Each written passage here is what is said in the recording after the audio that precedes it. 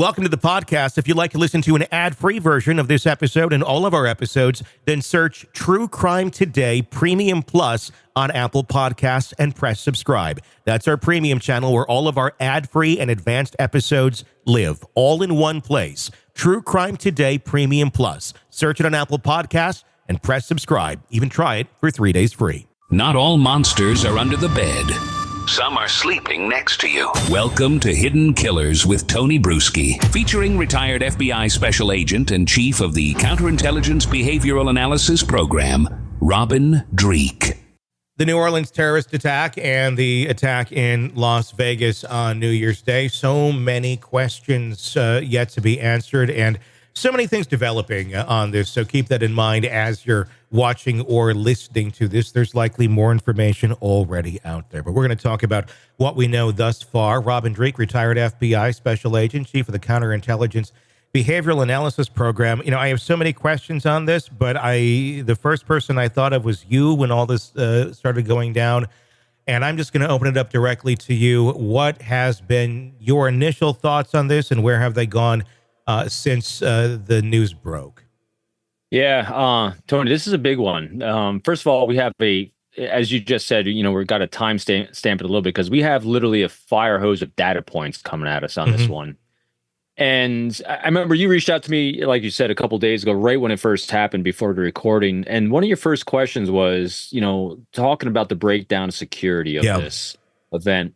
And that really got me thinking, you know, when you look at the video that we see of the law enforcement on the ground responding like this, I mean, they were boots on the ground, running towards the fire. They were doing everything that makes us proud in the law enforcement community as an American, as just a citizen, right? They did all the right things. So that's not the problem. Then I was also listening to another book today, and they're talking about how, you know, and I'm going to come back around to your question, obviously. But, you know, mass shootings and mass killings in the United States has been on a rise, but the death from those killings has been actually going down. And that's because we've done a really better job as institutions, as a country, to respond after things have happened. But we still haven't really attacked the problem of preventing them from in the first place. And so that brings us to New Orleans.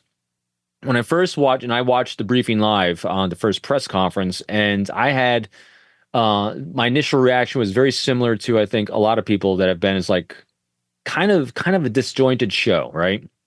And there's a few things that struck me with that gave me that impression. It's like when I get a feeling or emotion about something, I ask myself, what specifically am I seeing that is incongruent with things I've seen in the past that allows me to feel that way? In other words, I'm having a spiking from a norm, and there's behaviors in there that's seeing that. And the first thing that got me was the FBI was the first to brief.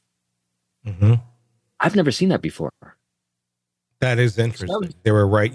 So that was really that. Yeah. So, you know, anytime an event happens, especially a tragedy like this, in a local jurisdiction, which everything's a local jurisdiction, normally you have the chief of police or that mayor of that jurisdiction brief first.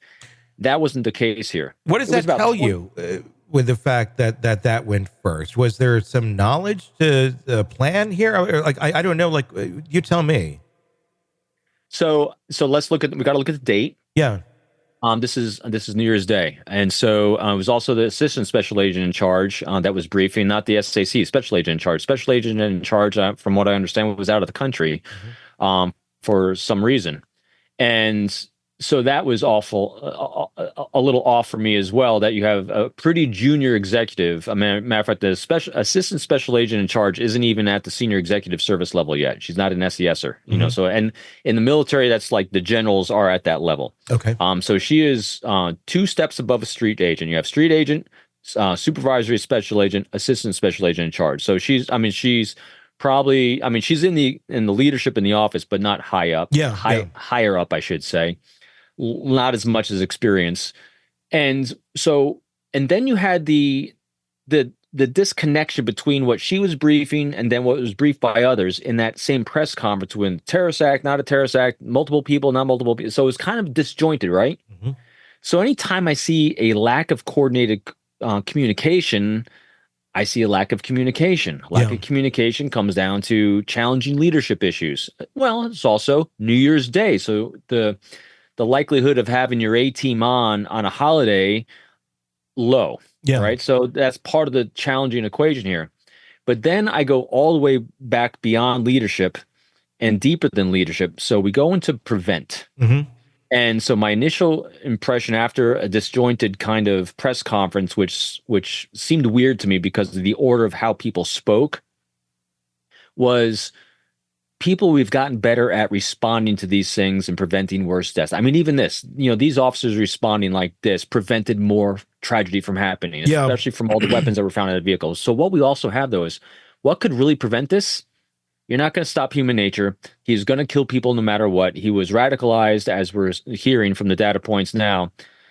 Intelligence collection is what prevents things. And so it was a lack of intelligence ahead of time. But also, I don't know, maybe investing the couple $100 for a few more concrete barriers. I mean, like that right there just seems to be the crux of a lot of this. You're not going to stop crazy people from doing shit. That's why you have preventative measures. And this just seems to me to be such an idiotic move that there wasn't something more there. You're like the number 2 spot in America on that night and most of the year for an attack like this. How can you ever say, oh, we're going to do something temporary over here that's not quite as good and expect it to work, especially on your biggest night of the year? Is this just ignorance? Is just people, that they don't quite grasp what people are capable of doing, being too comfortable for too long without having something horrible happen in our country? I mean, that to me has been my biggest question on this. And I don't think anybody, I hope to God, nobody on the inside was somehow coordinated with this, allowing this to happen.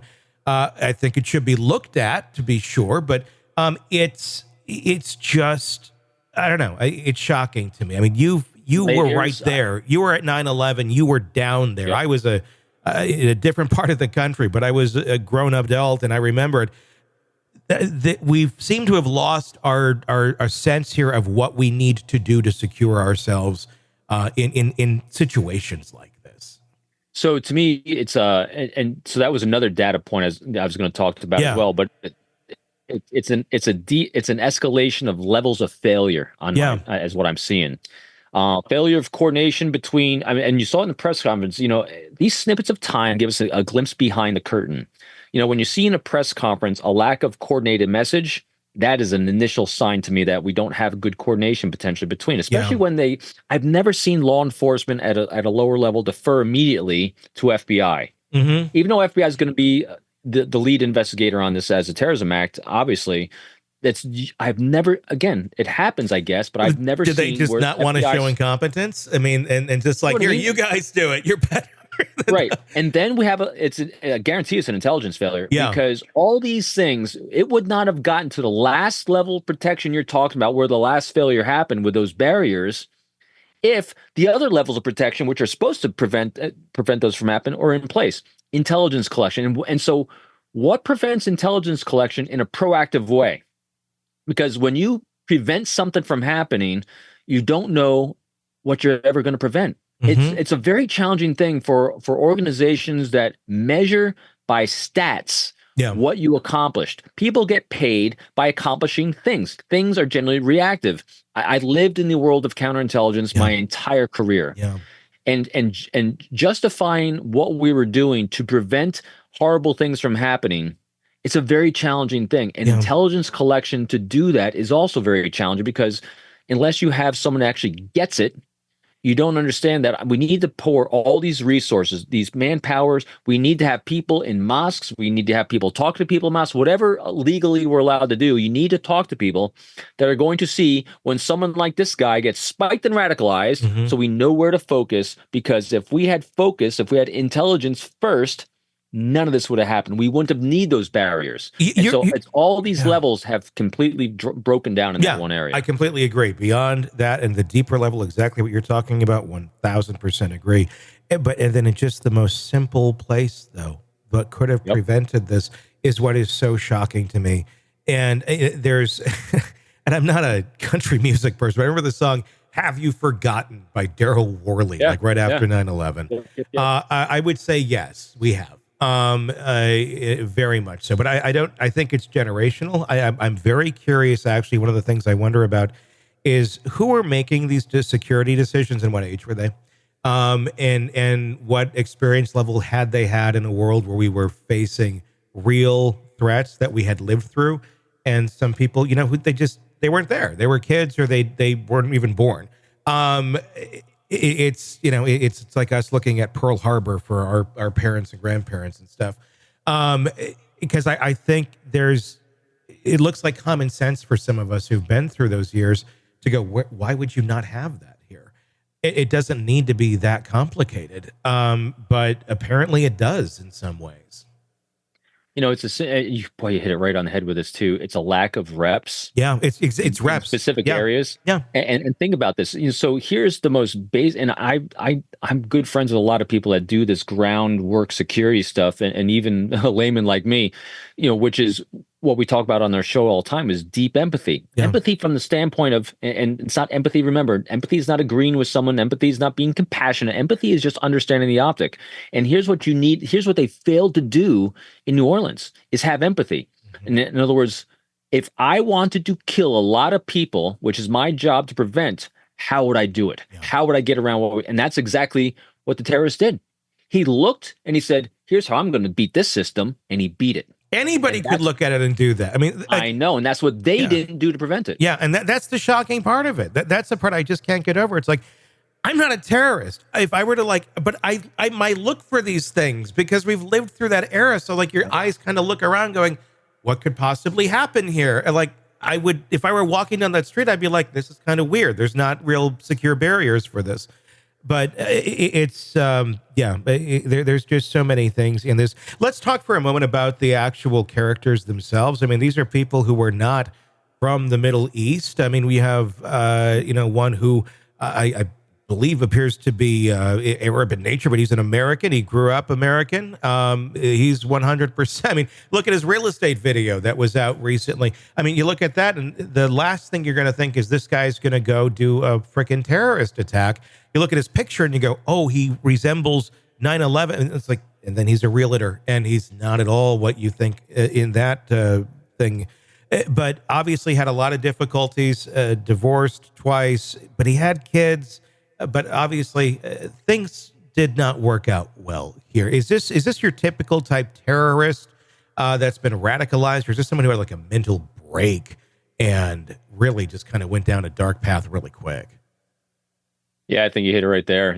So what we see in all these situations where someone gets to the point where their problem-solving skills goes to murder and taking lives and violence, it's an escalation of challenging situations that they seem to have a inability to problem solve through. Yeah. And again, when you flip that switch and you see the world through the optic of I'm a victim and the world's out to get me, wound collector, no other choice.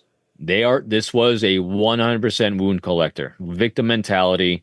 And this is how they decide to solve their problem. And when you have someone that becomes vulnerable psychologically to outside input,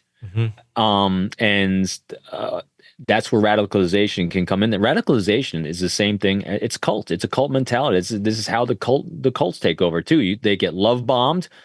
Or in this case, might have been solution bombed. We have a solution for you. Go do this, and you'll find your salvation in the afterlife, or whatever bill of goods they were selling this guy. Because even his brother, the data points as today are saying that he was if I understood what I read first on this was they grew up Christian. Yeah. And again, when you look at his military service in the Army, it looked like a good service record. It was a great service record. Again, challenging situations through life that everyone deals with. Okay, you have some divorce, you have some financial issues, but it looks like he was attempting to problem solve the entire time but again, this is what I think from our standpoint today of what we know from the socials and media, we don't have the full picture here. There was something tragic, and there was something that happened in there that we're not seeing that gave that spike out of the norm. It does seem like amateur hour in terms of terrorists when you got a vehicle through there, you got a truck through because of security lapses, which were pretty evident, which you would, if I guess you knew the city and you kind of knew how the city works, it's like, they're not going to have this fixed by that thing. And there's your way in if you decide you want to do it. But the fact that, I mean, he had all these other IEDs he was supposedly going to set off and all this stuff. It's like none of it happened. I mean, fairly amateur hour. The other guy in Vegas had fireworks in the back of his truck. I mean, it was like, what are you planning here? It's like wannabe terrorism. Certainly does some damage and gets a lot of attention, and obviously a huge loss of life in New Orleans. But it did not seem to be what I think we would, I guess, normally consider to be like a radicalized terrorist in terms of 9/11 coming into our country with a bigger plan. This seems, and maybe we'll find out there's a few more people involved. I don't know, but it does seem kind of like we're the terrorist club and we're pretending we're part of this. The sad truth of both of these is that, especially with the one in Vegas, he, from what we know right now, he shot himself in the head first before the truck blew off. Mm-hmm. And you look at his service record, very distinguished service record. And in that case, you really, in both cases, really, anytime you're dealing with individuals like this that do the mass killings, I think what I saw the stat on is 95 to 99% are suicidal to begin with. Mm-hmm. And I think what we're dealing here is two veterans, so, I mean, just think about this. I think the veteran mental health issue is going to leak into this at some point as well. That's especially with the Vegas one, the New Orleans one. I think again, pure conjecture. He had a gap in that mental capacity of problem solving, being suicidal, and in comes a solution through some ISIS propaganda crap. Yeah. And he wound up killing a lot of other people along the way, as well as himself. I mean, that was a suicide run. There's no doubt it's a suicide run. I mean, you don't do what he did without knowing you're going to die. Yeah. It's obviously all those psych questions are there no matter what. As of right now, there's a lot of questions about, are these two connected? There is overlapping time at Fort Bragg.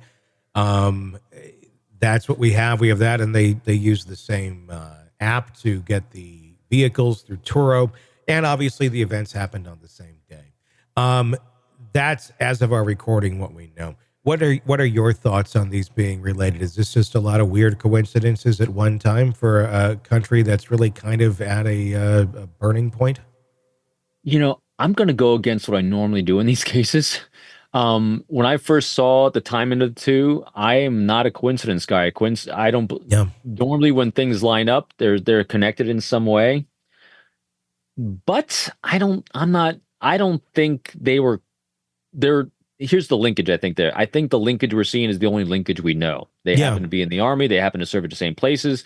They might have used the same app because maybe that's what that everyone at the Army got. It can seem reasonable that you would be doing these things, and Fort Bragg is not like a little village. I mean, it's a city. I'm actually broadcasting from that area right now. So there you go. Virginia. I'm in Fayetteville, North Carolina. And so I think, when you have individuals that served in similar places, similar times, they're going to learn similar ways of doing things. And I think the timing is, as of right now, I think it is coincidental because their motivations do seem to be very different. You have one guy that is using a cyber truck, and apparently voted for Trump in a very clear suicide, by shooting himself first before he blows up the truck, not trying to, at least he's not driving that truck through a mass crowd. And then you have another one with an ISIS flag on the back of the truck driving through a crowd. Yeah. So the intent seems to be a bit different, although the end result, killing themselves, I think is the congruence. Yeah, no, I agree. It's, I am curious though, if we're going to find more connections in some way, shape or form. Yeah, there's a lot of more I'm sure we're going to be talking about in the following weeks on this one. Welcome to the podcast. If you'd like to listen to an ad-free version of this episode and all of our episodes, then search True Crime Today Premium Plus on Apple Podcasts and press subscribe. That's our premium channel where all of our ad-free and advanced episodes live, all in one place. True Crime Today Premium Plus. Search it on Apple Podcasts and press subscribe. Even try it for 3 days free. You're neck deep in a dark, twisted tale, and just as the tension peaks, bam, a commercial about some miracle diet pill breaks the spell. It's like finding a fly in your soup after the first bite. But here's the fix. True Crime Today Premium Plus on Apple Podcasts. You get to enjoy your crime stories without the junk. Ad-free episodes, extended interviews that go beyond the surface, and early access to all the gruesome details. It's like swapping out a can of cheap beer for a glass of fine whiskey. So search for True Crime Today Premium Plus on Apple Podcasts. Subscribe and keep the darkness flowing uninterrupted.